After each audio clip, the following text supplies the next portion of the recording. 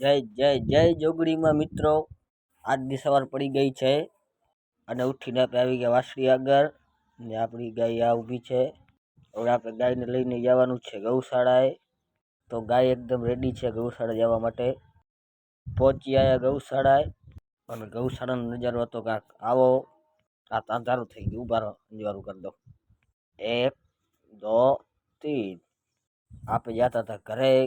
તાતા entry થઈ ગઈ બે નંદી મહારાજની. આ બે નંદી મહારાજ આપણા ગામના જ છે, એટલે કે આપણા ગામના ધણના જ છે. આ નંદી મહારાજ તેના અંદાજમાં લે આવે છે, કોઈની પણ ચિંતા કર્યા વગર. હાલો ઈતા પહોંચી આવ્યા, આપણે જવાનું છે ઘરે. તો પછી શું, ગૌશાળાથી નીકળીને આપણે જવા લાગ્યા ઘરે. પહોંચી આવ્યા ઘરે ને ઘરે આવીને જોઈ લીધી આપણી વાસળી. આપણી વાસળી છે એકદમ ઓકે. આજે આપણે કામ મળી ગયું છે બર્તન કાપવાનું, કારણ કે ગેસના બાટલા મળતા નથી અત્યારે. આપણી ઘર પાછળ મેદાન છે, ત્યાં આપણે જવાનું છે. હું જાતો તો મેદાનમાં, ત્યાં મહેમાન કે મને તેડતા આવ, મને વાલું હોય મેદાનમાં. મેં કીધું હાલ, તને ક્યાં ના પાડવી. તો પછી હું મહેમાન જવા લાગ્યા બર્તન કાપવા.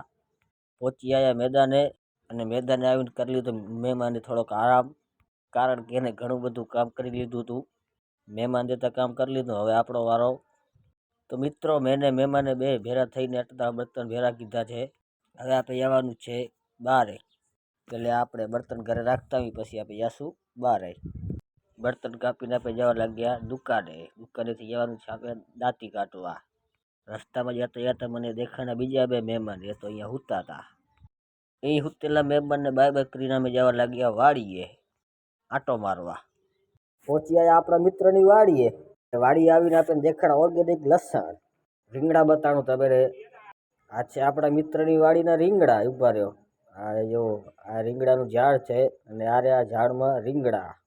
આ બધું ઓર્ગેનિક છે. 5 કિલો રીંગણા મોકલાવું મારા વાલા. હવે આપણે જવાનું છે પાછું ઘરે. ઘરે જવાથી તમને વાડીનો નજારો બતાડી દઉં. આ છે આપણા મિત્રની વાડીનો નજારો. કાંઈ ના ઘટે ભાઈ, કાંઈ ના ઘટે.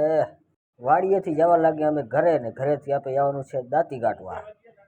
પહોંચી આવ્યા ઘરે ને ઘરે આવી મેળવી લીધી દાંતી. હવે આપણે જવાનું છે દાંતી કાઢવા. તો ભાઈ બી તૈયાર હે और ટ્રેક્ટર બી તૈયાર હે. ચલો, તો પછી હું ને મારો મિત્ર નીકળી ગયા દાંતી કાઢવા માટે. આપણે જવાનું છે ગામની બાજુમાં ખેતર છે, ત્યાં દાંતી કાઢવા. પહોંચી આવ્યા એ ખેતરના રસ્તે, ત્યાં જવાનું છે દાંતી કાઢવા. અહીંયાનો રસ્તો તમે એકવાર જોઈ લો એટલે આખી જિંદગી યાદ રહે, કારણ કે રસ્તામાં ખાડા જેટલા છે. પહોંચી આવ્યા ખેતર ને દાંતી કાઢીને કરી દીધું ચાલુ. હા ભાઈ, શું કરે છે જરૂરથી કોમેન્ટ કરજો. મેં મારા મિત્રને કીધું ટ્રેક્ટર રાખવા દે, એને મને ના પાડી દીધી. મિત્રો, અમે આવ્યા એને અડધો કલાક થયો છે અને અડધા કલાકમાં આટલી બધી બાકાજીકી બોલાવી દીધી છે દાંતી કાઢવામાં. થોડી જ વારમાં આપણો વારો પણ આવી ગયો ટ્રેક્ટર હાંકવાનો.